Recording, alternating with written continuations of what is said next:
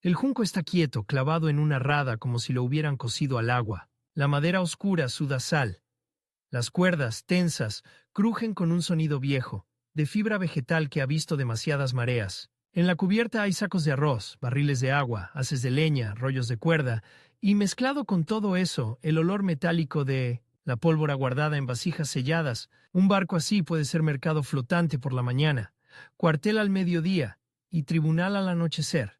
El mismo casco sirve para comerciar, huir o atacar. Y en el siglo XVI, en el borde húmedo del sur de China, esa ambigüedad no es un accidente. Es el sistema. Lin Daoqian aparece en los registros como un nombre que se mueve entre sombras. Lin Daogan. No sabemos con certeza dónde nació ni en qué año, y, sin embargo, su figura se vuelve nítida cuando se mira el paisaje que lo produce. Una costa recortada, llena de ensenadas, islas, estuarios, bancos de arena que cambian de lugar con cada temporada, un litoral donde el mar no es frontera sino carretera, donde el viento del monzón decide más que un magistrado, donde la distancia entre comerciante y bandido puede ser literalmente el grosor de una tabla de abordaje. Para entender a Lin hay que entender el mundo que lo empuja. La China Ming del siglo XVI es un imperio enorme, sofisticado, con una burocracia que escribe, clasifica y castiga, pero también es un imperio que teme al mar. Durante décadas la política oficial ha oscilado entre permitir y prohibir, entre tolerar el comercio y cerrarlo con decretos. El resultado es una paradoja. Cuanto más se intenta controlar el litoral, más se encarece el acceso legal al intercambio, y más rentable. Se vuelve el intercambio ilegal. El contrabando no es una desviación, es una respuesta económica a una puerta cerrada. En las provincias costeras del sureste, Fujian, Guangdong, Zhejiang, la vida gira alrededor de la sal, el arroz, la seda, la cerámica, el azúcar, el pescado seco y alrededor de la plata. La plata japonesa y, cada vez más, la plata que llega por rutas indirectas desde el mundo hispano, alimenta un mercado que quiere monedas, no promesas. Los campesinos necesitan pagar impuestos, los comerciantes necesitan capital, los funcionarios necesitan cumplir cuotas. Y en medio de esa presión, el mar ofrece una salida. Embarcar, transportar, vender, volver. Si el Estado no abre el puerto, se abre una cala. Ahí nace el universo Wokou tardío. La palabra Wokou suena a pirata japonés, y durante mucho tiempo se repitió esa imagen. Samuráis feroces desembarcando en aldeas chinas. Pero en el siglo XVI, la realidad es más incómoda para el propio Imperio Ming.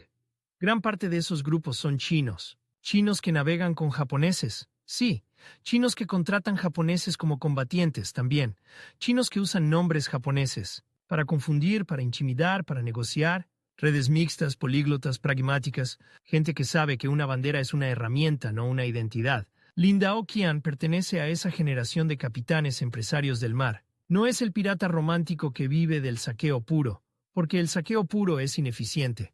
Quema puertos, crea enemigos, corta rutas. Tampoco es el comerciante limpio, porque el comercio limpio exige licencias, impuestos, inspecciones, y en un mundo de prohibiciones, eso significa ruina o dependencia. Lin es otra cosa, un organizador, un hombre que entiende que una flota no se sostiene con valentía sino con logística, hombres, arroz, agua, madera para reparar, hierro para clavos, aceite para lámparas, sal para conservar, pólvora para disuadir, y, sobre todo, información. ¿Qué magistrado ha sido trasladado? ¿Qué guarnición está mal pagada? ¿Qué bahía tiene menos patrullas? ¿Qué clan local controla el acceso a un arroyo donde se puede cargar de noche?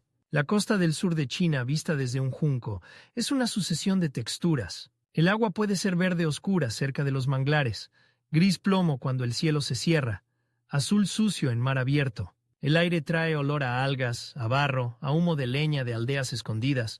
En temporada de monzones el viento no sopla, empuja, y el capitán que no sabe leerlo muere. Los juncos chinos, con sus velas de estera y sus compartimentos, son resistentes, pero no invencibles. Una tormenta puede arrancar un mástil como si fuera una rama. Un banco de arena puede abrir el casco.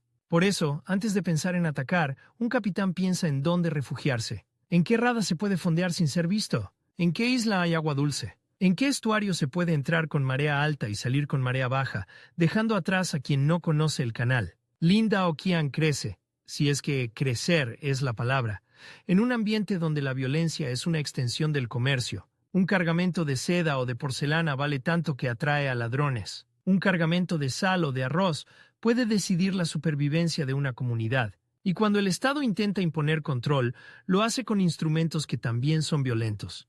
Patrullas, fortines, castigos ejemplares, ejecuciones públicas. La costa se militariza, se levantan defensas, se organizan milicias, se persigue a los bandidos del mar, pero esa persecución tiene un efecto secundario. Profesionaliza a los perseguidos, porque el Wokou tardío no es una banda improvisada, es una economía armada. Hay reclutadores que buscan marineros en aldeas pobres, hay carpinteros navales que trabajan para quien pague, hay intermediarios que compran mercancía robada y la blanquean en mercados interiores. Hay funcionarios corruptos que miran hacia otro lado a cambio de plata. Hay clanes locales que protegen calas y cobran peaje. Y hay capitanes como Lin, que coordinan todo eso como si fuera una empresa. Rutas, horarios, señales, castigos internos, reparto de botín, disciplina. Disciplina. Esa palabra suena extraña, asociada a piratas, pero en el mar la indisciplina mata. Un abordaje requiere sincronía.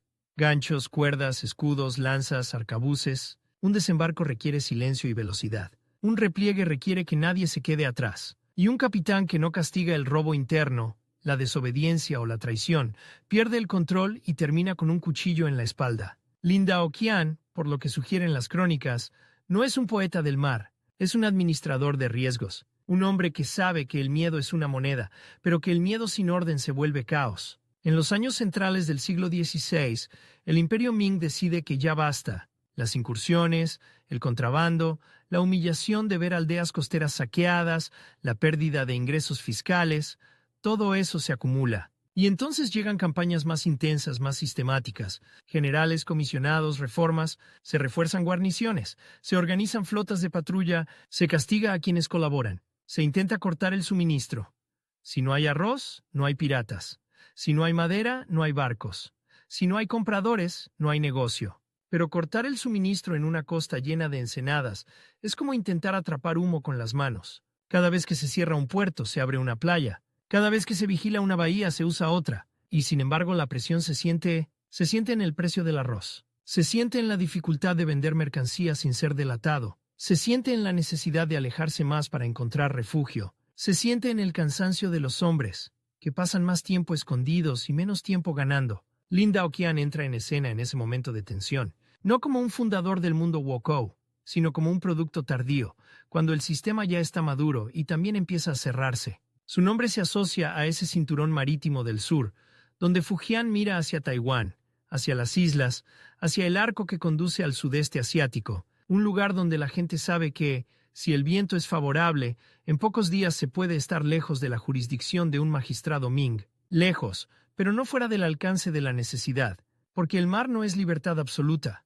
El mar exige puertos, exige agua dulce, exige mercados, exige lugares donde reparar un timón, donde comprar clavos, donde curar heridas, donde reclutar reemplazos. Y esos lugares están controlados por alguien.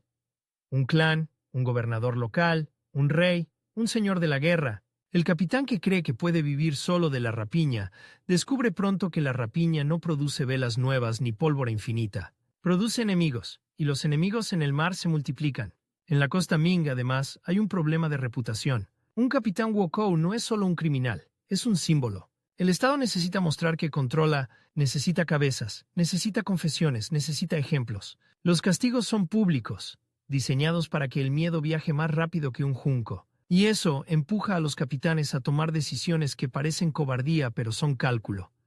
Moverse, cambiar de base, buscar protección. Fuera del alcance directo de la burocracia imperial, Lin Daoqian aprende pronto que el litoral chino se está volviendo un tablero con menos casillas seguras. Cada campaña anti-Wokou no solo destruye barcos, destruye redes. Un intermediario arrestado puede delatar a otros. Un puerto vigilado puede cortar una ruta. Un clan local presionado puede cambiar de bando. Y entonces el capitán tiene que elegir.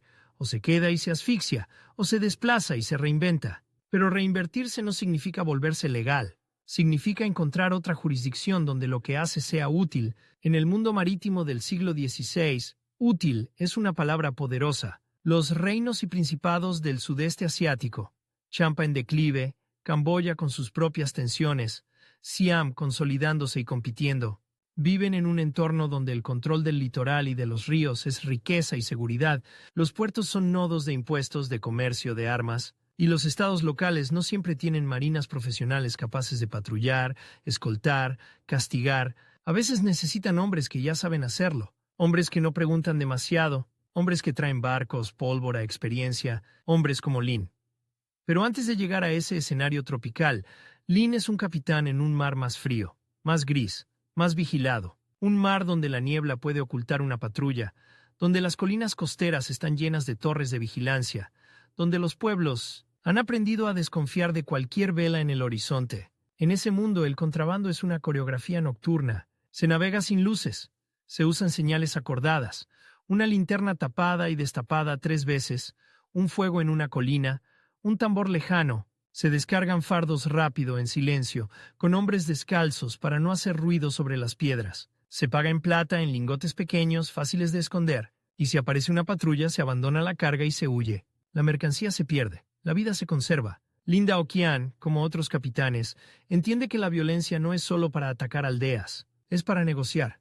Un junco armado, anclado frente a un puerto, es un argumento. Puede exigir agua y comida. Puede exigir permiso para comerciar, puede exigir rescate por un prisionero, puede ofrecer protección contra otros bandidos, puede incluso ofrecer servicio a un funcionario local que necesita resultados rápidos y no tiene medios. En la frontera marítima la moral se vuelve flexible, la necesidad manda.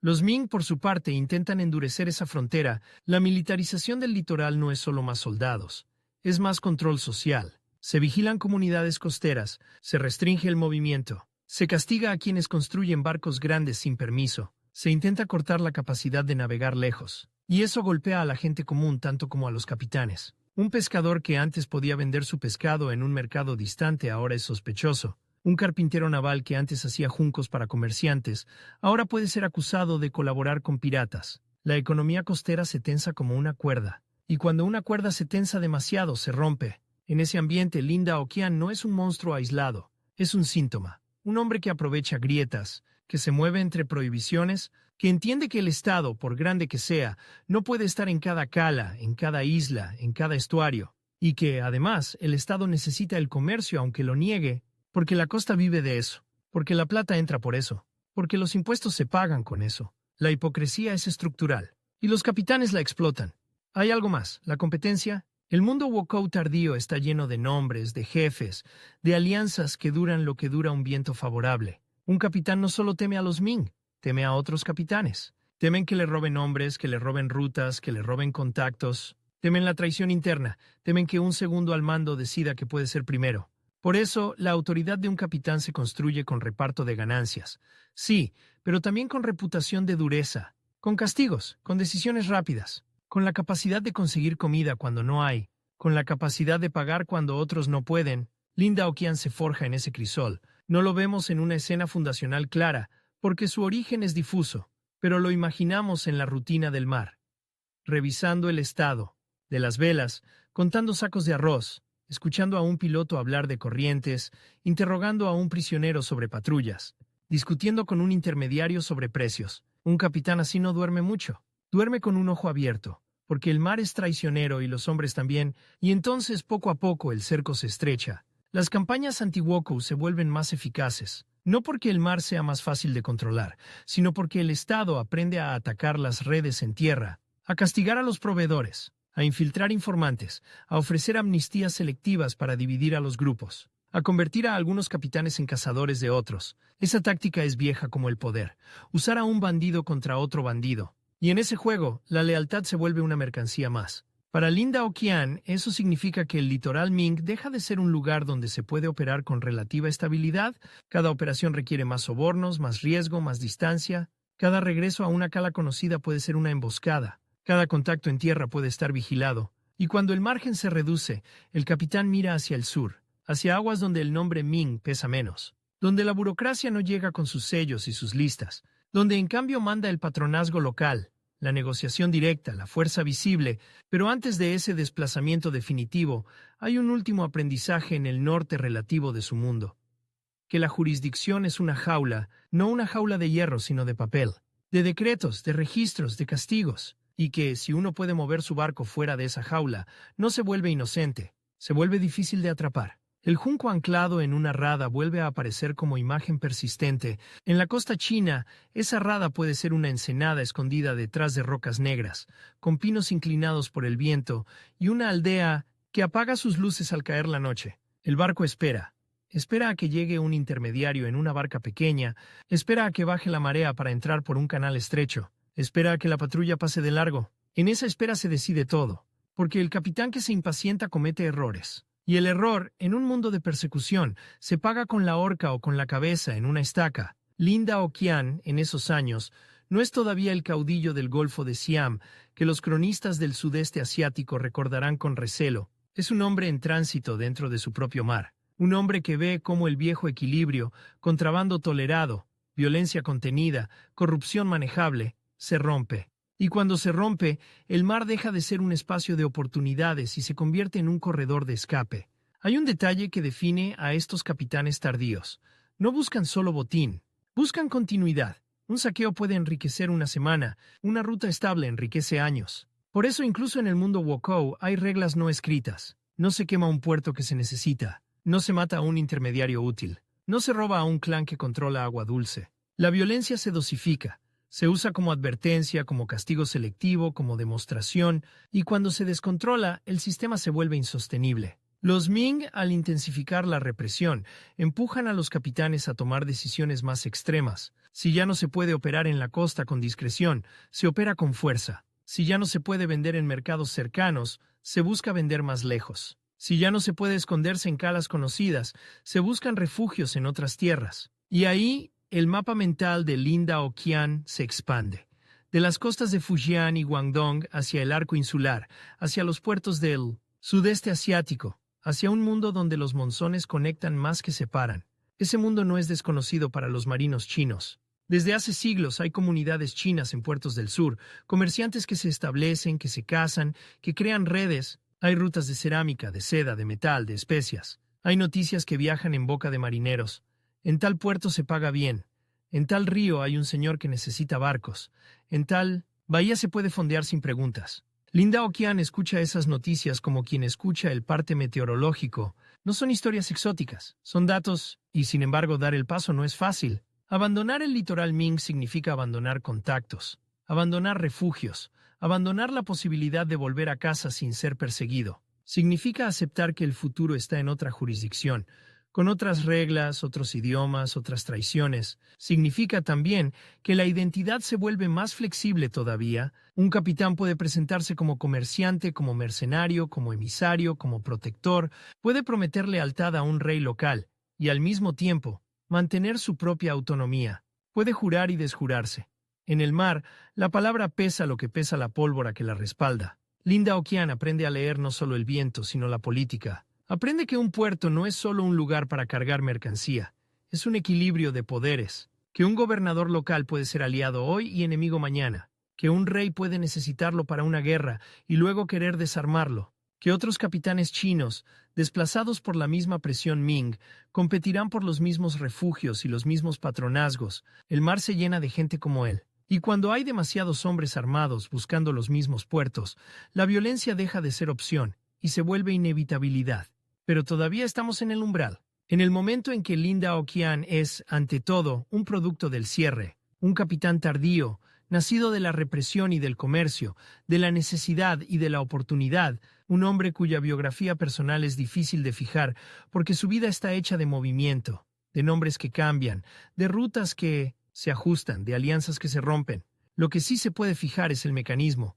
El imperio aprieta, el mar ofrece salida, el capitán se adapta. En las aldeas costeras la gente lo sabe sin teorías, lo sabe en la piel.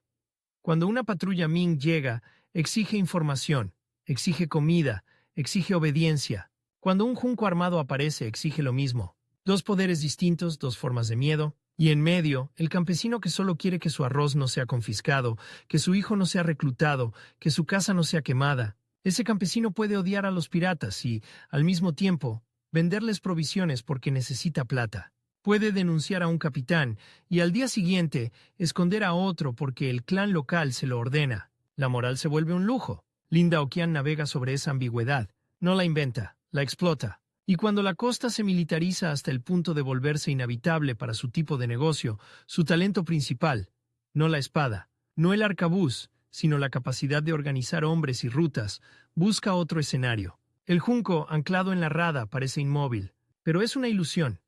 En cualquier momento puede levantar vela, soltar amarras y desaparecer hacia el sur, siguiendo el monzón como si siguiera una promesa. La madera cruje, el agua golpea suave el casco. En la cubierta los hombres hablan en voz baja, mezclando dialectos, palabras prestadas, juramentos. Alguien revisa una mecha. Alguien cuenta monedas. Alguien afila una hoja. Lin Daoqian, en algún punto de esa escena, no necesita proclamarse pirata ni comerciante. Es capitán. Y en el siglo XVI, en el borde del Imperio Ming, esa palabra significa una sola cosa.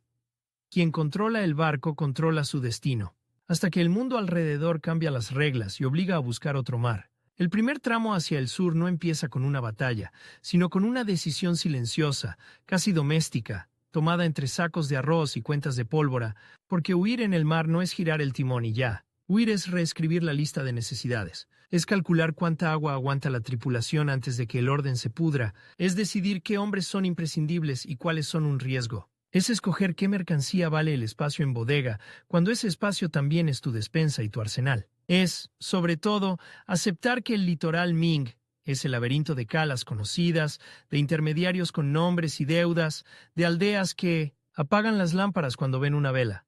Se está convirtiendo en una trampa. La presión no llega como un golpe único. Llega como una marea que sube. Un día es un puesto de vigilancia nuevo en una colina. Otro día, un magistrado que ordena registrar embarcaciones con más celo. Otro, una redada en un mercado interior donde se blanqueaba mercancía. Y luego, de pronto, la noticia que corre más rápido que el monzón. Han capturado a un hombre que sabía demasiado. Lo han paseado, lo han interrogado. Y cuando el Estado Ming interroga, no busca matices. Busca nombres, rutas, complicidades. La costa entera escucha ese rumor como quien escucha truenos lejanos y entiende que la tormenta viene hacia aquí. En ese mundo, un capitán como Lin Daoqian no puede permitirse la nostalgia. La nostalgia mata.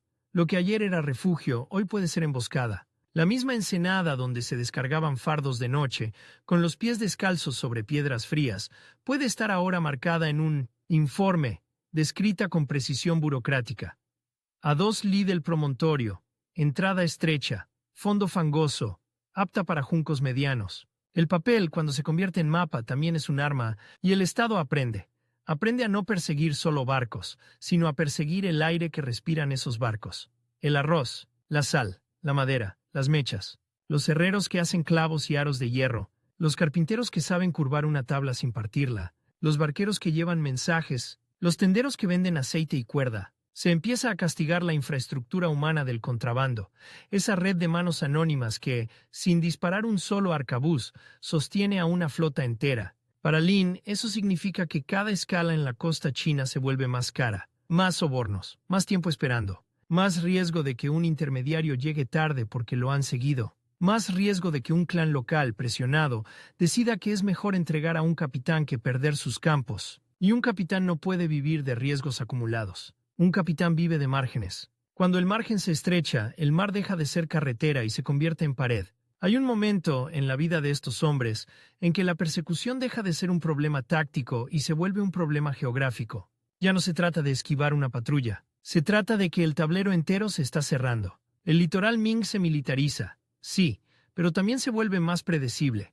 Más torres, más rutas de patrulla, más coordinación. Y la predictibilidad para quien vive de grietas es veneno. Entonces aparece la otra geografía, la del monzón. La del arco que baja desde Fujian y Guangdong hacia Hainan, hacia las costas de Champa, hacia Camboya, hacia el Golfo de Siam, un mundo donde el viento no solo empuja velas, empuja biografías, porque el monzón no es una metáfora bonita, es un calendario brutal. Si sales tarde te quedas atrapado en mares contrarios. Si sales pronto te comes tormentas. Si calculas mal te quedas sin agua antes de ver tierra. Y aún así, ese calendario ofrece algo que el litoral Ming ya no ofrece.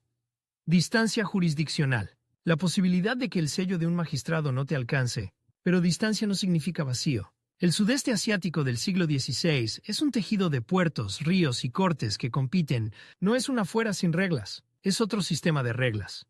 Y Lin Daoqian, que no cambia de vida sino de jurisdicción, entiende que el primer paso no es conquistar nada, es ser aceptado, aunque sea con los dientes apretados, en una cadena de reaprovisionamiento. Un junco que se aleja de China no puede llevarlo todo. La bodega tiene límites, el agua se corrompe, el arroz se humedece, la pólvora si no se protege se vuelve barro inútil, las velas se desgastan, los cascos, por resistentes que sean, piden calafateo, fibras, resinas, aceite, manos expertas. Y los hombres enferman, se cortan, se queman, se pelean, se desesperan. Un capitán que no consigue un puerto donde descansar y reparar no es un capitán, es un cadáver flotante con bandera. Por eso el desplazamiento hacia el sur no es una línea recta, es una serie de saltos, radas, islas, estuarios. Lugares donde se puede fondear sin que te reciban con cañones. Lugares donde hay agua dulce y con suerte un mercado. Y en esos lugares la reputación viaja antes que el barco. Vienen chinos armados. Vienen hombres que pagan en plata. Vienen hombres que secuestran. Vienen hombres que protegen. Todas esas frases pueden ser ciertas al mismo tiempo. Depende del día, depende del precio, depende de quién esté mirando. Lin Daoqian llega a ese mundo con una ventaja y una maldición. La ventaja trae organización, trae disciplina, trae pólvora, trae marineros que saben maniobrar en aguas difíciles. La maldición trae hambre, hambre de continuidad, porque una flota no puede estar siempre en fuga. Necesita un lugar donde el junco anclado en una rada tropical sea, de verdad, mercado. Flotante por la mañana y cuartel al mediodía, sin que al anochecer se convierta en tumba. En el litoral Ming, el capitán negocia con sombras. Intermediarios que no quieren ser vistos, funcionarios que no quieren dejar rastro. En el sudeste asiático la negociación es más directa, más personal, más peligrosa. Aquí el poder no siempre se expresa en decretos, se expresa en patronazgo. ¿En quién te da permiso de fondear? ¿En quién te vende arroz? ¿En quién te permite reclutar? ¿En quién te ofrece una esposa local para atarte a una comunidad? ¿En quién te exige rehenes para confiar? Y Lin, que ha vivido entre traiciones, sabe leer esas exigencias como se lee una corriente. No se discute con el agua.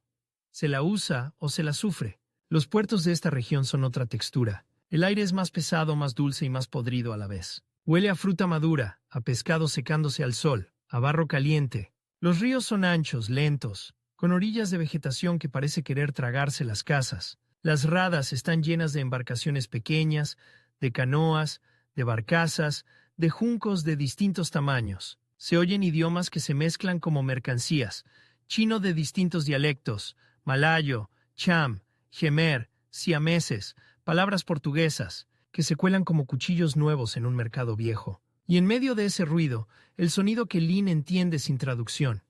El tintineo de la plata, el golpe seco de un barril, el chasquido de una cuerda tensándose. Pero para llegar ahí hay que cruzar un umbral psicológico, porque abandonar el litoral Ming no es solo moverse, es aceptar que el regreso se vuelve improbable. El Estado no olvida, el Estado archiva, el Estado convierte un nombre en expediente, y aunque Lin sea un hombre de mar, no es un fantasma. Tiene parientes, tiene origen, tiene un lugar que, aunque difuso en los registros, existe en la memoria de alguien. Irse al sur es en cierto modo cortar ese hilo, y un capitán que corta hilos necesita tejer otros rápido, antes de que el vacío lo trague. En ese tejido los chinos de ultramar son clave, no como una comunidad uniforme, sino como una constelación de intereses. Comerciantes establecidos que quieren ganancias y estabilidad, intermediarios que saben qué oficial local se compra y cuál no. Hombres que han aprendido a vivir entre cortes, pagando tributos, ofreciendo regalos, casándose donde conviene. Para ellos un capitán como Lin es útil y peligroso. Útil porque trae fuerza y mercancía. Peligroso porque trae problemas. Y esa ambivalencia se traduce en condiciones. Puedes comerciar, pero no atraigas guerra. Puedes fondear, pero deja rehenes. Puedes comprar arroz, pero paga por adelantado. Puedes reclutar, pero no te lleves a los hijos de los hombres importantes. Lin, que viene de un mundo donde la violencia es moneda, aprende a usar otra moneda. La previsibilidad. Un puerto tolera a un hombre armado si ese hombre armado cumple lo que promete, si paga, si castiga a los suyos cuando roban en tierra, si no convierte el mercado en campo de batalla. La reputación de capitán que controla a sus hombres vale casi tanto como un cañón, porque el miedo desordenado espanta el comercio. y el comercio es el oxígeno de estos puertos. Aún así, la transición no es limpia. En el camino hacia el sur, Lin tiene que seguir siendo lo que era, un hombre capaz de tomar por la fuerza lo que no le venden. Porque hay momentos en que no hay negociación posible. Una aldea que ha oído historias de Wokou puede cerrar sus puertas y esconder su arroz. Un señor local puede exigir un tributo humillante, un rival chino puede intentar bloquear el acceso a una rada. Y entonces el junco anclado deja de ser mercado y se vuelve tribunal. Un tribunal sin papel, con sentencia rápida. La violencia en ese contexto no es un estallido irracional, es un mensaje, un castigo selectivo. Un secuestro que se resuelve con rescate, no con sangre, porque la sangre crea vendetas. Un saqueo limitado, diseñado para no destruir el lugar que mañana puede ser necesario. Es una lógica fría, casi contable. Y Lin, organizador pragmático, se mueve en esa lógica como pez en agua. Pero el Mar del Sur también tiene sus propias trampas. No son las torres Ming. Son los ríos traicioneros, las barras de arena que cambian con las lluvias, las enfermedades que llegan con los mosquitos, la humedad que pudre cuerda y madera, la pólvora que se humedece si no se guarda como si fuera oro. Un capitán que ha sobrevivido a patrullas puede morir de fiebre. Un hombre que ha abordado barcos puede quedar inútil por una infección en una herida pequeña. La logística otra vez manda. Y la logística en el trópico es una guerra contra la naturaleza. En ese escenario, Lin empieza a construir algo que no se ve desde lejos. Una red de refugios. No un reino pirata con bandera y capital, sino una cadena de lugares donde su nombre abre puertas, o al menos, compra tiempo. Una rada donde un pescador local sabe que, si trae agua dulce, le pagarán y no lo matarán. Un estuario donde un intermediario chino tiene un almacén y puede esconder mercancía. Un puerto donde un oficial local acepta regalos y mira hacia otro lado. Un lugar donde se puede reparar un timón, sin que al día siguiente aparezca una fuerza armada para quemar el barco. Esa red se alimenta de cosas pequeñas, de regalos, de promesas, de matrimonios, de rehenes, de favores, de información. Porque la información en el sudeste asiático es tan valiosa como en la costa Ming, solo que circula de otra manera. Por mercados, por monasterios, por casas de comerciantes, por tripulaciones que cambian de barco como quien cambia de patrón. Lin necesita saber qué puerto está en guerra con cuál. ¿Qué río está controlado por qué señor? ¿Qué corte está buscando mercenarios? ¿Qué comunidad china local está enfrentada con otra? Y necesita saberlo antes de entrar, porque entrar mal es quedar atrapado. La persecución Ming, mientras tanto, no desaparece como por arte de magia. Se vuelve más difusa, pero sigue siendo una sombra. Porque el imperio no solo castiga con barcos. Castiga con la idea de que quien ayuda a un Wokou puede ser castigado cuando el viento cambie. Y el viento siempre cambia. Un comerciante chino en el extranjero puede tener familia en Fujian. Un intermediario puede querer volver algún día. Un clan puede temer represalias. Así que Lin no solo compra arroz, compra silencios, compra lealtades temporales. Compra la posibilidad de que, cuando alguien pregunte, ¿lo has visto?, la respuesta sea un encogimiento de hombros. Y aquí aparece una paradoja cruel. Cuanto más se cierra el mundo Wokou en China, más se exporta. Los capitanes desplazados no se evaporan, se mueven, se acumulan en el sur, y el sur, que al principio puede absorberlos como mercenarios útiles, empieza a sentir el peso de demasiados hombres armados, buscando patronazgo. La competencia se vuelve feroz, no solo por rutas, sino por legitimidad local. ¿Quién es el capitán chino que el rey o el gobernador prefiere? ¿Quién trae más barcos? ¿Quién es más disciplinado? ¿Quién es más peligroso si se le niega? Lin Daoqian entra en ese mercado de violencia con una habilidad que lo distingue.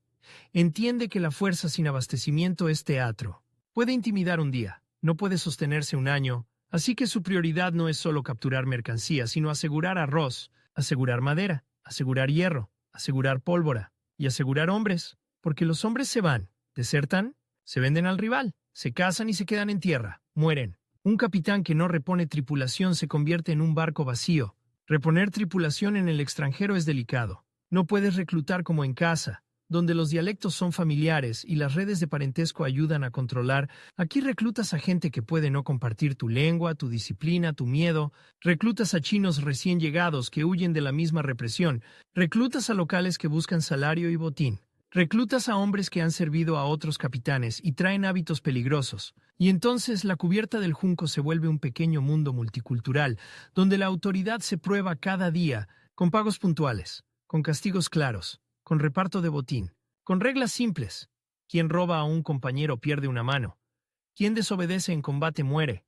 Quien trae información útil gana más. No hace falta escribirlo. Se aprende mirando. En ese proceso, Lin también aprende a cambiar de máscara sin cambiar de esencia. Ante un puerto, puede presentarse como comerciante armado. Traigo seda, traigo cerámica, traigo metal. Ante un señor local en guerra, puede presentarse como capitán disponible.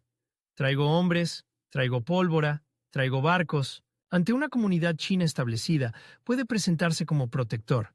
Si me das refugio, te protejo de otros. Y ante un rival, puede presentarse como amenaza. Si me cierras el paso, te quemo la rada.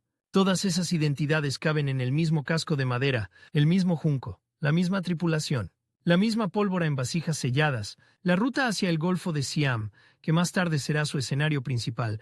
No es un salto heroico, sino una deriva estratégica. Cada vez que el litoral Ming se vuelve más peligroso, el sur se vuelve más atractivo. Cada vez que un puerto del sur ofrece un trato, aunque sea precario, la idea de volver a China se vuelve menos necesaria. Y cada vez que Lin logra fondear en una rada tropical sin que lo ataquen, sin que lo traicionen esa noche, su red se fortalece. Pero esa red tiene un precio, la dependencia. Porque en China Lin era perseguido por el Estado, sí, pero también conocía el terreno, conocía las calas, conocía los clanes, conocía los dialectos. En el sur depende de intermediarios, de traductores, de comerciantes establecidos, de oficiales locales que pueden cambiar de humor. Y depender es peligroso para un hombre que ha sobrevivido precisamente evitando que lo atrapen. Así que Lin hace lo que hacen los capitanes que quieren durar.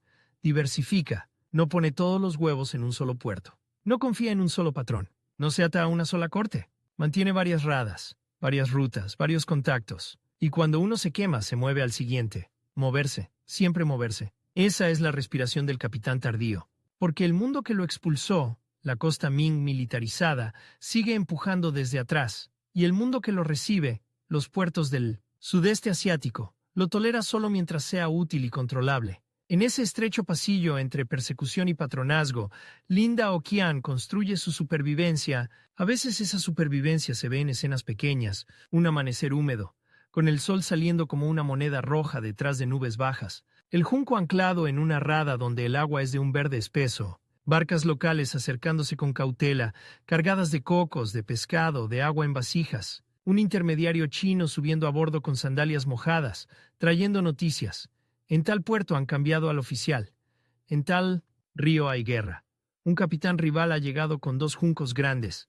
Lin escuchando sin mostrar emoción, como si le hablaran del tiempo. Luego, una orden corta, un cambio de plan, un giro de timón que decide vidas. Y a veces la supervivencia se ve en escenas brutales, un desembarco rápido para castigar a un proveedor que intentó engañarlo, un intercambio de disparos en una boca de río, un abordaje nocturno donde el agua salpica negra y la pólvora huele a metal caliente. No hay gloria, hay cálculo, hay necesidad. Hay el recordatorio constante de que, aunque cambie la jurisdicción, el oficio sigue siendo el mismo. Mantener una flota viva en un mundo que quiere verla hundida o domesticada. Con cada milla hacia el sur, Lin se aleja del alcance directo de los Ming, pero no se aleja de la lógica que lo creó. Esa lógica viaja con él en la bodega, junto al arroz y la pólvora. La lógica de un hombre que no se convierte en respetable por cruzar un mar, sino que aprende a ser funcional para otros poderes, sin dejar de ser peligroso. Y en el trópico, donde el agua es tibia y las noches son densas, el junco anclado en la rada parece descansar. Parece. Porque incluso quieto, incluso con las velas recogidas, sigue siendo una herramienta de presión.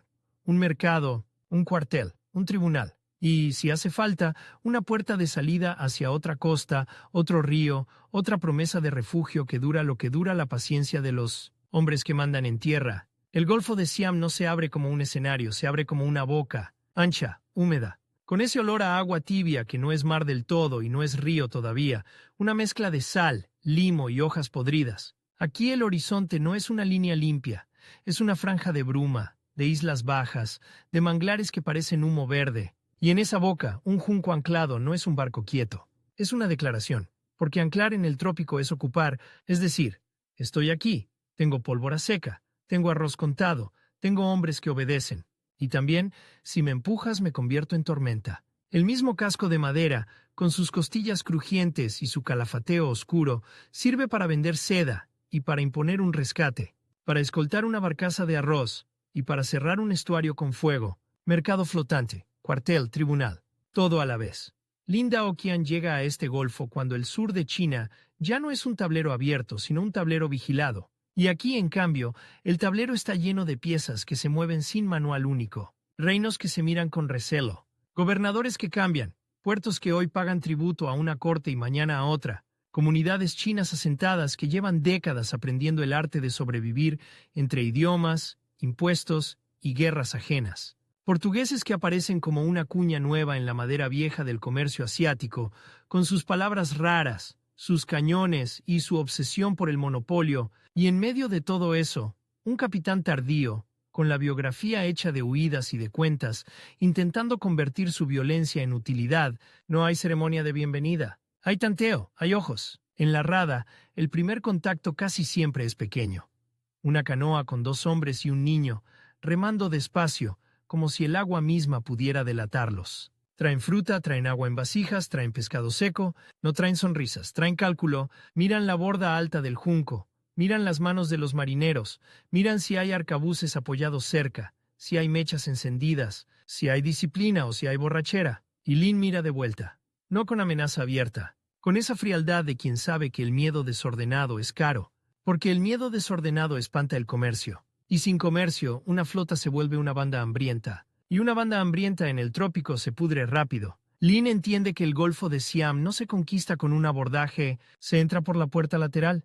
El abastecimiento. El arroz primero, siempre el arroz, luego la sal, la madera, el hierro, la cuerda, el aceite, la resina para sellar juntas, la tela para remendar velas, y, por encima de todo, la pólvora, que aquí es un animal caprichoso.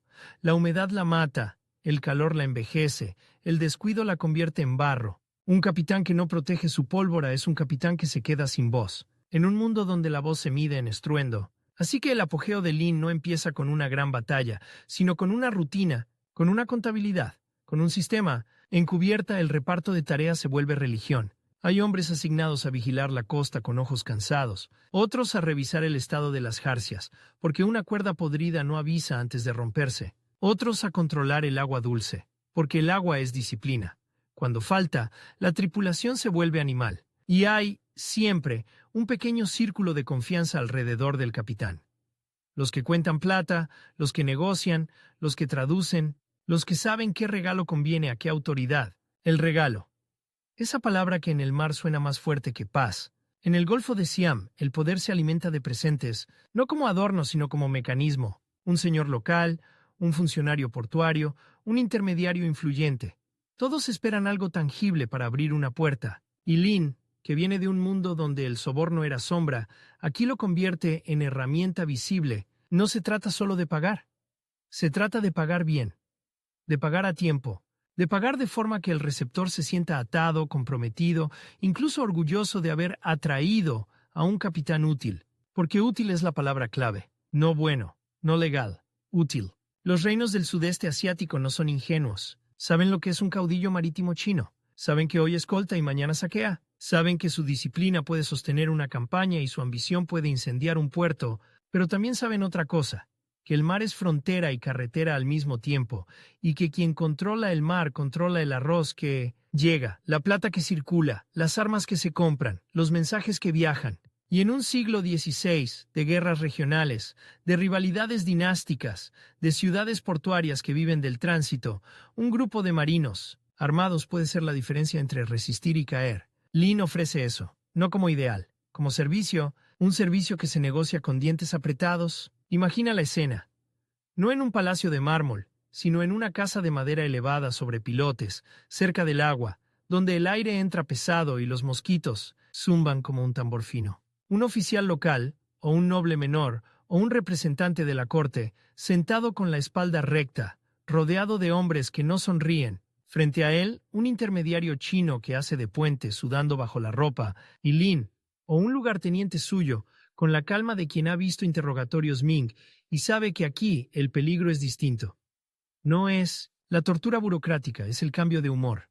Se habla de protección de rutas, de castigo a rivales, de escolta de embarcaciones, palabras limpias para cosas sucias. Se habla de tributo, de porcentaje, de quién se queda con qué parte del botín si hay captura. Se habla de rehenes sin decir rehenes.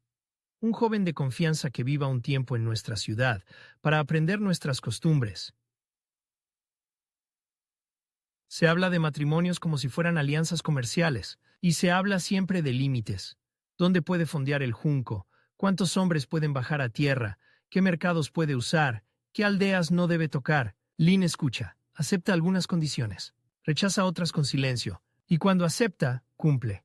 No por honor romántico, por reputación, porque en el Golfo la reputación viaja más rápido que el monzón. Y sin embargo, incluso cuando cumple, Lin no deja de ser un hombre de violencia. Solo aprende a dosificarla como medicina amarga. Un puerto tolera a un capitán armado si ese capitán castiga a los suyos cuando roban en tierra. Y Lin castiga, con dureza, no por moral, por control. Un robo pequeño puede encender una venganza local. Una pelea en una taberna puede terminar con un almacén incendiado. Un abuso contra una familia influyente puede cerrar un estuario entero. Así que la disciplina se vuelve política exterior. Encubierta, el reparto del botín también es política. Si el reparto es injusto, la tripulación se fractura. Si se fractura, un rival compra hombres con promesas. Si un rival compra hombres, Lin pierde fuerza. Y si pierde fuerza, pierde patronazgo. En este mundo, la lealtad no es un juramento eterno. Es un contrato renovado con arroz, plata y miedo. El apogeo de Lin en el Golfo de Siam es, en el fondo, un equilibrio de contratos. Pero el equilibrio se complica por una razón simple.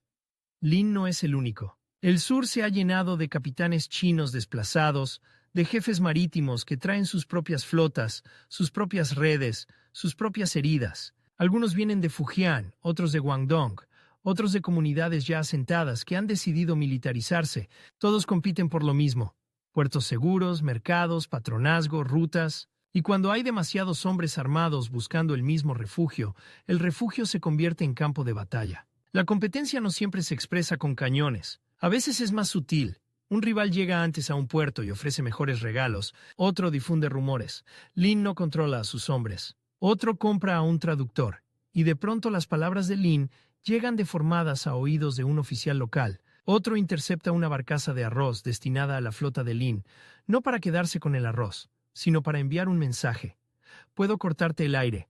Y entonces el junco anclado en la rada tropical vuelve a ser tribunal, no por capricho, por necesidad. Lin responde como responden los organizadores pragmáticos.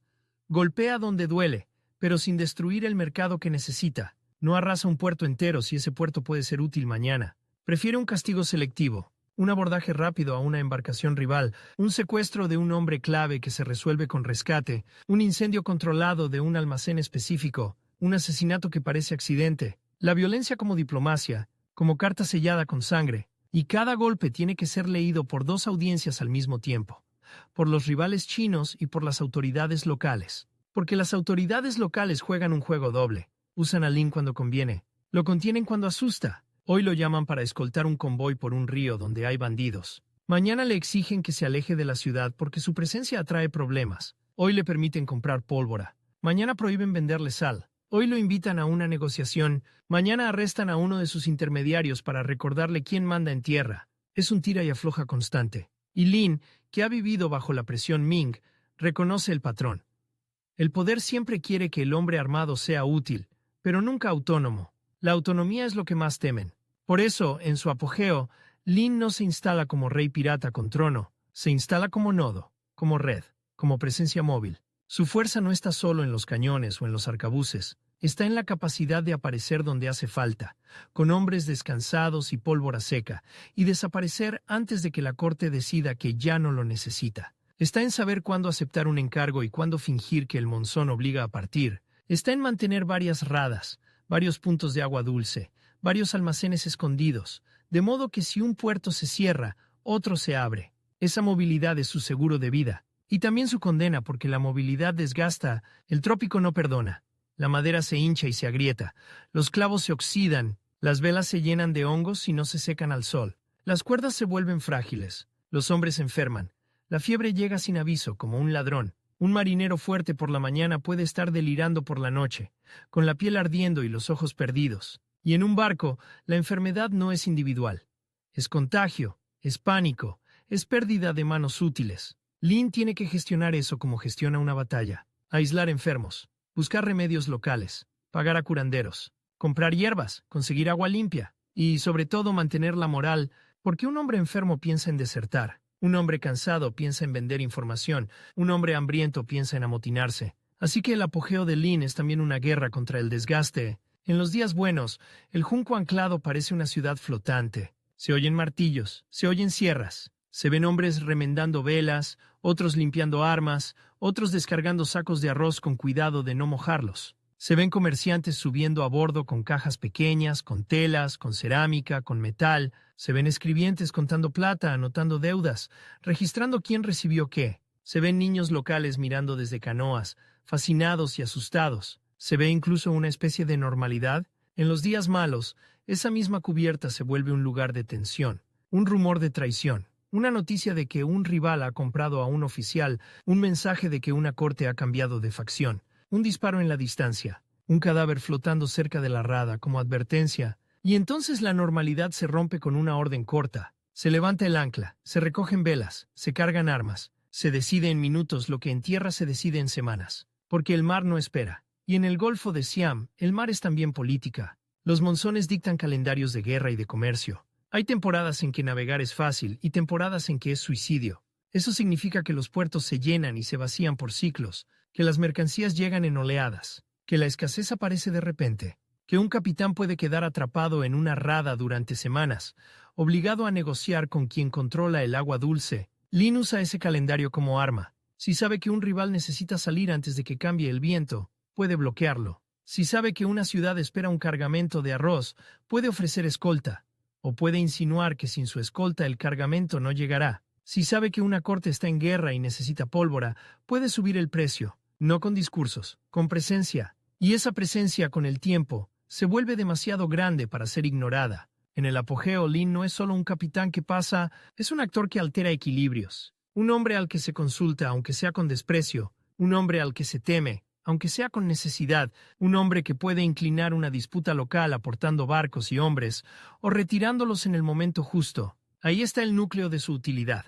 No es que sea invencible, es que es disponible. Disponible para quien pague, disponible para quien ofrezca refugio, disponible para quien prometa no entregarlo a sus enemigos. Y esa disponibilidad lo convierte en pieza codiciada, y lo convierte también en objetivo. Porque los rivales chinos no solo compiten por botín, compiten por legitimidad ante las cortes locales. Si una corte decide que Lin es su capitán, los demás quedan fuera. Si una comunidad china asentada decide que Lin es protector, los demás pierden espacio. Así que la guerra entre capitanes se vuelve una guerra por ser el hombre armado aceptable, y aceptable no significa pacífico, significa controlable.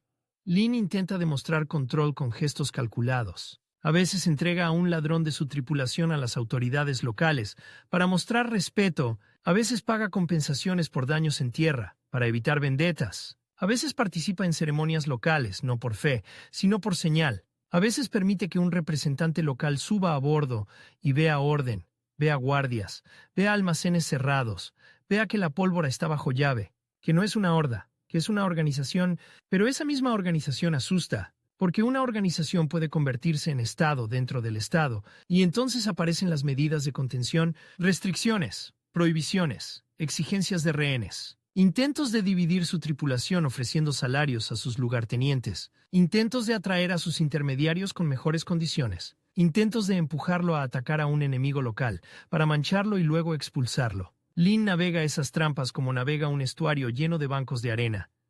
Despacio, con sondas, con ojos atentos, sabiendo que un error no se corrige con valentía, y aún así comete errores, porque nadie puede sostener un equilibrio así sin pagar un precio moral y político. En algún momento, para mantener su red, Lin tiene que traicionar a alguien, un aliado chino que se vuelve demasiado ambicioso, un intermediario que sabe demasiado, un oficial local que exige demasiado. La traición no siempre es un cuchillo. A veces es simplemente no aparecer, no enviar ayuda prometida.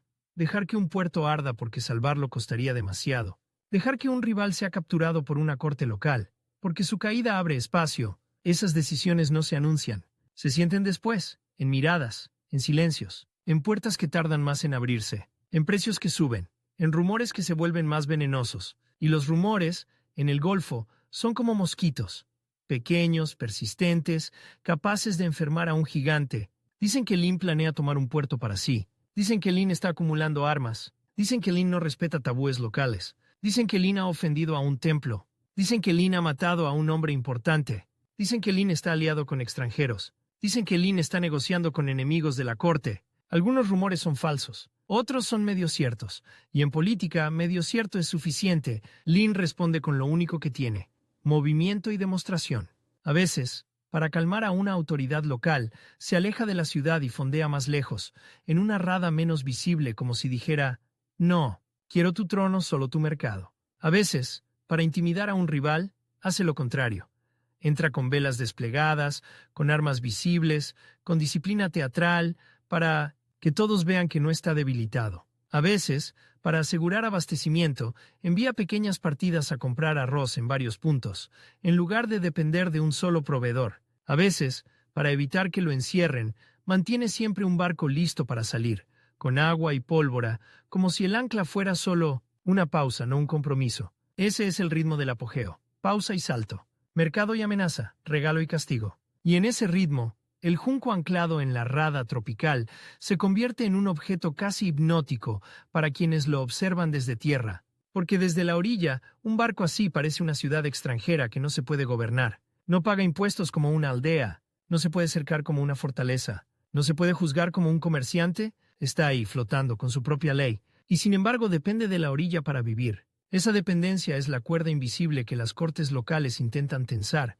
Si Lin se vuelve demasiado insolente, le cortan el arroz. Si se vuelve demasiado fuerte, le niegan agua. Si se vuelve demasiado necesario, le suben el precio. Si se vuelve demasiado peligroso, intentan atraerlo a una emboscada, invitarlo a negociar y arrestarlo, o atacarlo cuando su tripulación está dispersa en tierra. Lin lo sabe.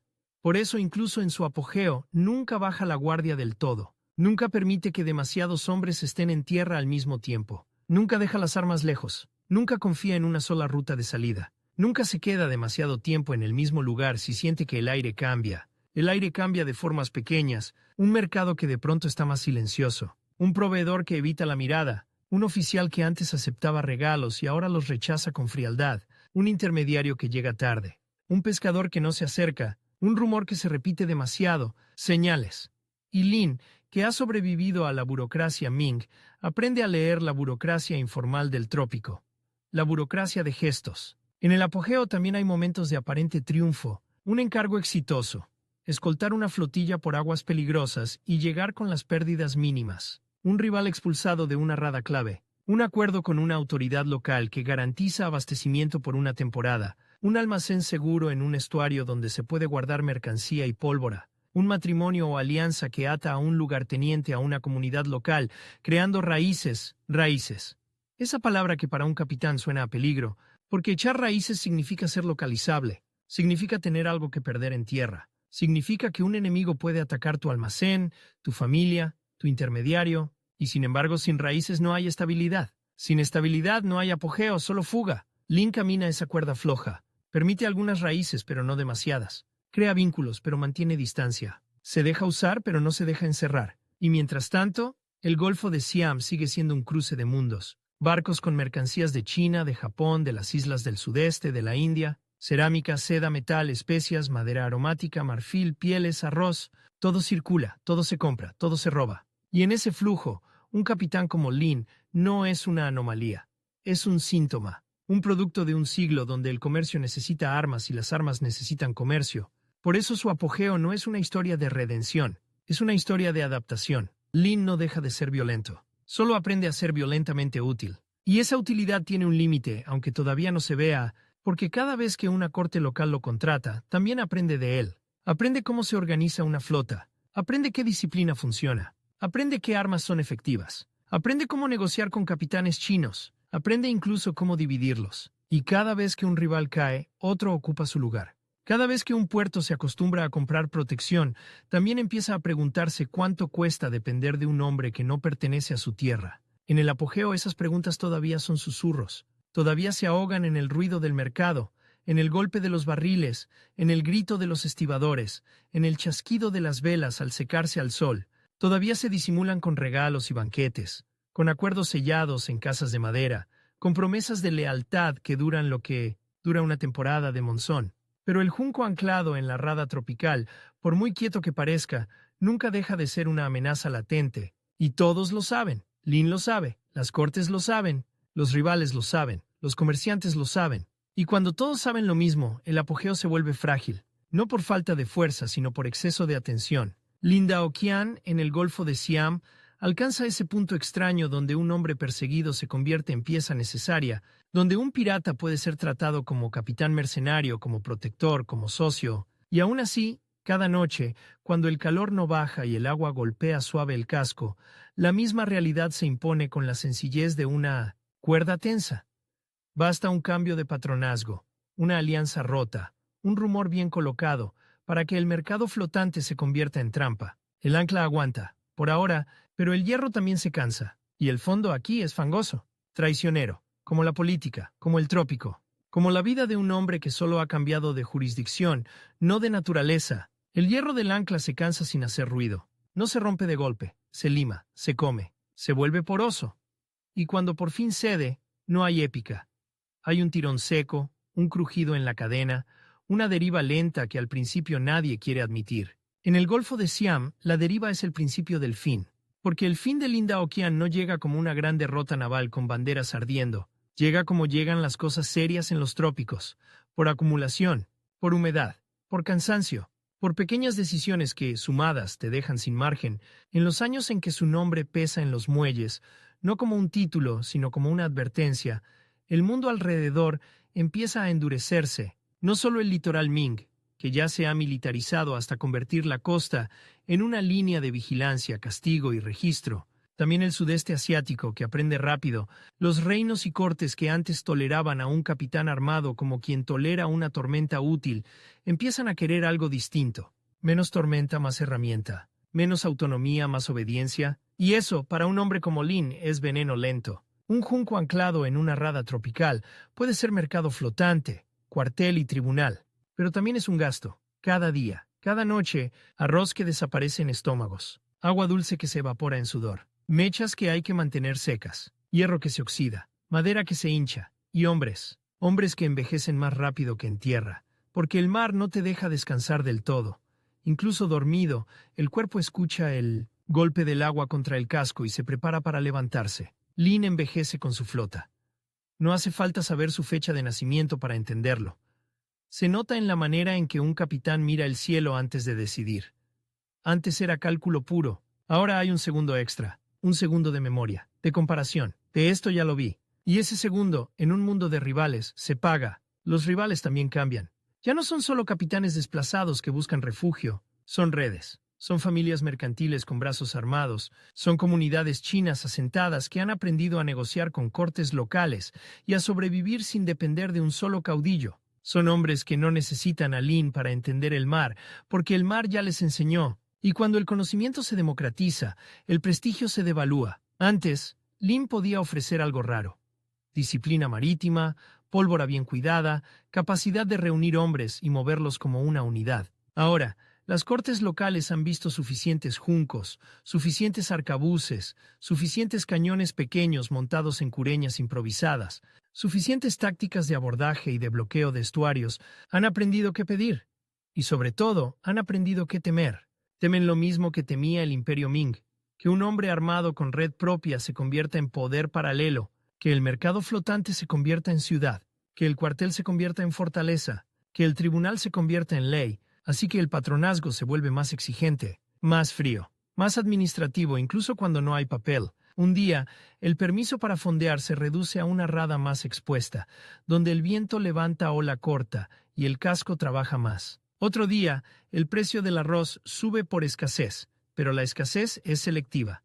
Hay arroz para otros. Un día, el intermediario que siempre conseguía sal llega con las manos vacías y una sonrisa tensa, como quien trae malas noticias envueltas en cortesía. Otro día, un oficial local pide algo que no es mercancía.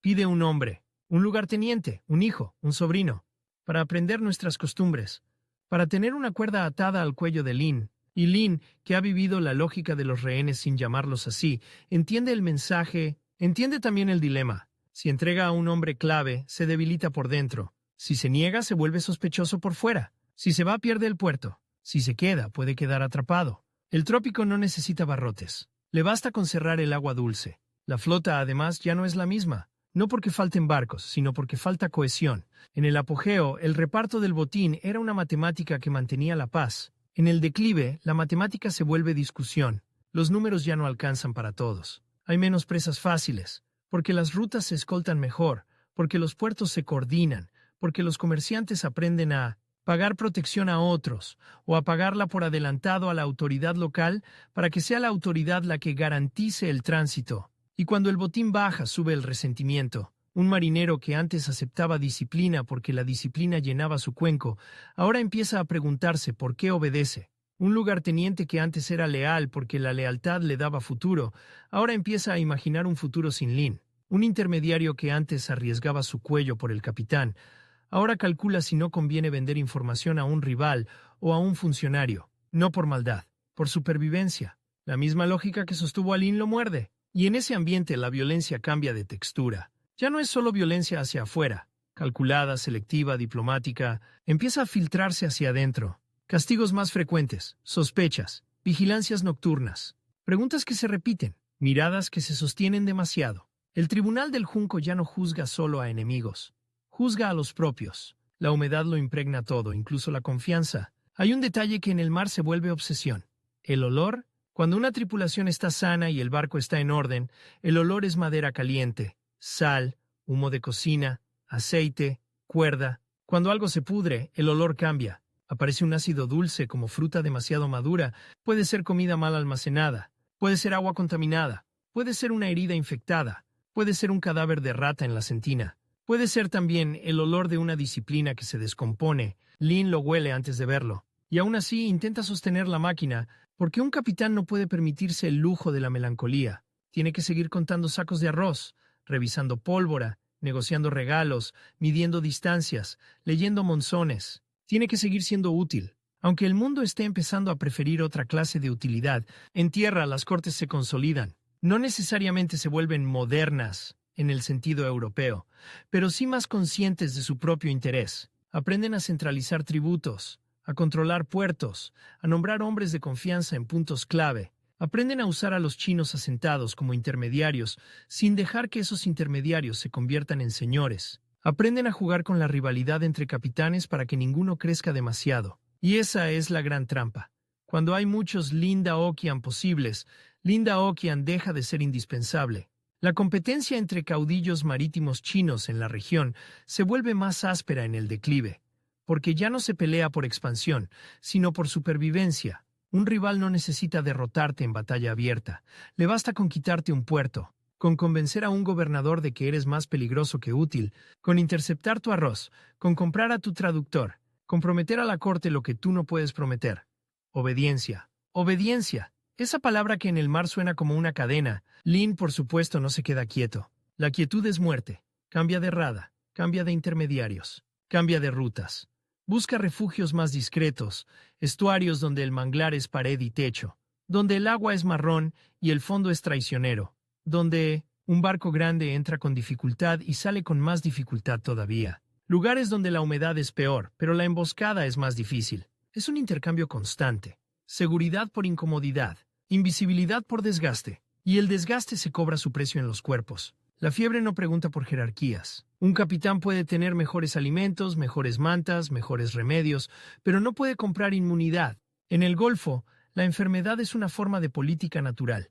Reduce tripulaciones, obliga a tocar puerto, te hace depender de curanderos locales, te obliga a negociar cuando preferirías huir. Un hombre con fiebre no rema, no carga sacos, no vigila. Y cuando faltan manos, el barco se vuelve más lento, más torpe, más vulnerable. La pólvora se cuida peor. Las guardias se duermen. Las velas se remiendan tarde. Las cuerdas se revisan menos. La disciplina se vuelve un discurso, no una práctica. Lin intenta compensar con reclutamiento, pero reclutar en el declive es distinto. En el apogeo, unirse a su flota era entrar en una organización con futuro. En el declive, es entrar en una organización perseguida por todos, por rivales, por cortes locales que ya no quieren problemas, por el recuerdo del Ming que sigue pesando como sombra larga. Los buenos marinos eligen otras banderas. Los desesperados llegan a Lin, y los desesperados son peligrosos, porque el desesperado no piensa en reputación, piensa en hoy. Así, poco a poco, el junco anclado deja de ser símbolo de control y empieza a parecer símbolo de obstinación. Sigue siendo fuerte, sigue siendo temible, pero ya no es el centro de una red que crece, es el centro de una red que se defiende. y defenderse en el mar es caro. Hay un momento, en la vida de cualquier caudillo marítimo, en que la negociación deja de ser un intercambio y se convierte en examen. Ya no te preguntan qué puedes ofrecer, te preguntan qué estás dispuesto a ceder. Y si cedes demasiado, te conviertes en empleado. Si no cedes, te conviertes en enemigo. Lin se encuentra en ese punto. Lo empujan a aceptar condiciones más duras, limitar el número de hombres que bajan a tierra, entregar armas para guardarlas en un almacén local, pagar tasas más altas, aceptar supervisión. Lo empujan a atacar a alguien específico para comprometerlo. Lo empujan a quedarse en un lugar específico para controlarlo. Lo empujan a convertirse en herramienta fija, pero Lin no es fijo. Lin es movimiento. Su biografía es movimiento. Su éxito fue movimiento. Y su violencia, incluso cuando se disfraza de servicio, necesita espacio para respirar. Cuando el espacio se estrecha, la violencia se vuelve torpe. En ese estrechamiento los errores se vuelven más visibles. Un saqueo que antes se habría evitado por disciplina, ahora ocurre porque un grupo baja a tierra sin permiso, porque el hambre aprieta, porque el alcohol circula, porque la autoridad del capitán ya no es absoluta. Un comerciante local es golpeado, una mujer es insultada, un almacén es robado. No hace falta que sea un gran crimen. Basta con que sea el crimen equivocado, contra la persona equivocada, en el momento equivocado. Y entonces la tolerancia se evapora. Las cortes locales no necesitan declarar guerra. Les basta con dejar de proteger, con permitir que un rival ataque, con cerrar el mercado, con ordenar a los pescadores que no vendan agua, con decir a los intermediarios chinos, si lo ayudas caes con él, con convertir la rada en un lugar donde cada canoa que se acerca puede ser espía, cada vendedor puede ser informante, cada sonrisa puede ser trampa. El junco anclado se vuelve isla sitiada. Lin responde como sabe, con demostración de fuerza, pero la demostración de fuerza en el declive tiene un efecto perverso. Si golpea demasiado fuerte, confirma los temores. Si golpea demasiado suave, parece débil, y la debilidad en el mar es invitación. Así que el capitán se ve obligado a hacer lo que siempre hizo, pero con menos margen. Castigar selectivamente, intimidar sin destruir, negociar sin ceder el cuello. Un equilibrio que antes era arte, ahora es agotamiento. En algún punto, la red interna se fractura de verdad. No hace falta imaginar un motín cinematográfico con gritos y espadas. A veces la fractura es silenciosa. Un lugarteniente se va con un barco pequeño a buscar provisiones y no vuelve. Un intermediario desaparece con plata. Un traductor cambia de lealtad y de pronto las palabras de Lin llegan a la corte como amenaza cuando eran petición. Un aliado local, que antes avisaba de movimientos enemigos, ahora calla. El silencio es una emboscada. Y la emboscada en el Golfo no siempre es naval. Puede ser en tierra, una invitación a negociar, un banquete, un encuentro para aclarar malentendidos, un muelle al atardecer, con el aire más fresco y la luz dorada que engaña, porque parece que el mundo se calma. Lin sabe que esas escenas son peligrosas, pero también sabe que sin negociar no hay agua, no hay arroz, no hay pólvora, no hay futuro. El capitán que solo sabe huir termina sin puertos, y el capitán sin puertos termina sin flota. Así que Lin se sienta a negociar cuando el mundo ya no lo mira como socio, sino como problema a resolver. En esas negociaciones tardías, el lenguaje se vuelve más duro, menos eufemismo, más condiciones, más exigencias, menos regalos aceptados con gratitud, más regalos aceptados como si fueran multa. Y detrás de cada palabra, la sensación de que alguien está midiendo cuánto tardaría en hundirse un junco si se le niega el acceso a la costa durante una semana. Una semana puede ser eternidad. Porque el agua dulce no se inventa, se consigue, y en el trópico el agua dulce es poder absoluto. Un capitán puede tener cañones, pero no puede disparar contra la sed. Lin, que construyó su vida sobre la idea de cambiar de jurisdicción, descubre el límite de esa estrategia. Cuando todas las jurisdicciones cercanas se coordinan, o al menos se imitan, ya no hay frontera porosa que te salve. Solo hay distancia, y la distancia, sin puertos, es muerte. El cierre progresivo del mundo Wokou no es un decreto único, es una suma de cierres. La costa Ming se vuelve más peligrosa para el contrabando. Los puertos del sudeste asiático se vuelven más celosos de su control. Las cortes aprenden a usar a unos capitanes contra otros. Los comerciantes prefieren rutas más seguras, aunque sean más caras. Los extranjeros europeos, con sus propios intereses y cañones, añaden presión y competencia en ciertos puntos del comercio. Y en medio de todo eso, Lin ya no es el hombre que trae una solución, es el hombre que trae un riesgo. El riesgo, cuando se vuelve demasiado grande, se elimina. La muerte de Lin Daoqian en 1534 ocurre en ese clima, no como un rayo en cielo despejado, sino como el último golpe de una tormenta que lleva tiempo formándose. Para entonces, su margen político está gastado, su red está más frágil, sus enemigos tienen más opciones, sus aliados tienen menos paciencia, y su propia organización, que fue su fuerza, se ha convertido en una carga. Demasiadas bocas, demasiadas lealtades compradas, demasiadas cuentas pendientes. En el mar, las cuentas pendientes no se archivan, se cobran. Imagínalo en sus últimos meses. El calor pegado a la piel como una segunda ropa, la madera del casco caliente al mediodía y húmeda, por la noche, el sonido constante de insectos desde la costa, el olor a humo de cocina mezclado con el de pólvora guardada, el agua golpeando suave como si no pasara nada. Y sin embargo todo pasa. Cada canoa que se acerca trae noticias. Cada noticia es una variación del mismo tema. Tal puerto ya no quiere verlo.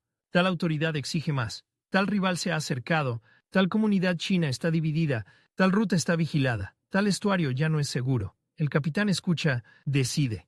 Y cada decisión es peor que la anterior. No por falta de inteligencia, sino por falta de espacio. Cuando muere, muere dentro de ese estrechamiento. Su desaparición no solo cierra una biografía, señala el fin de una ventana histórica, la ventana en la que un hombre perseguido por un imperio podía, con suficiente disciplina y violencia dosificada, convertirse en actor útil en reinos ajenos. La ventana en la que el mar era frontera tan abierta que permitía a un capitán ser comerciante armado, mercenario, contrabandista y diplomático sin cambiar de barco. Después de Lin, el mar sigue siendo peligroso, por supuesto. Pero el tipo de peligro cambia, se vuelve más estatal, más regulado, más monopolizado por quienes pueden sostener puertos, impuestos y flotas permanentes. El caudillo móvil, el hombre que vive de erradas y de acuerdos personales, empieza a tener menos aire. Y sin embargo el legado de Lin no es una bandera ni un reino, es una lección amarga sobre el siglo XVI marítimo, que pirata y capitán eran a menudo la misma persona vista desde costas distintas, que la legalidad era una línea dibujada por quien tenía fuerza para dibujarla, que el comercio sin armas era un deseo, y que las armas sin comercio eran hambre. Lin Daoqian no se redime, no se convierte en santo ni en funcionario, se desgasta, se adapta hasta donde puede, y cuando ya no puede, desaparece como desaparecen muchos hombres del mar, sin tumba segura, sin ceremonia universal, con el nombre flotando un tiempo en rumores de muelle y luego hundiéndose en el ruido de otras olas, de otros juncos, de otros capitanes que también creen que basta con cambiar de jurisdicción para cambiar de destino. El junco anclado en la rada tropical queda como imagen final, pero ya no como promesa, como advertencia. El mismo casco de madera que fue mercado, cuartel y tribunal termina siendo lo que siempre fue en el fondo. Una casa precaria sobre agua caliente, sostenida por hierro cansado, rodeada de manglar y política, esperando el momento en que el ancla, por fin, deje de agarrar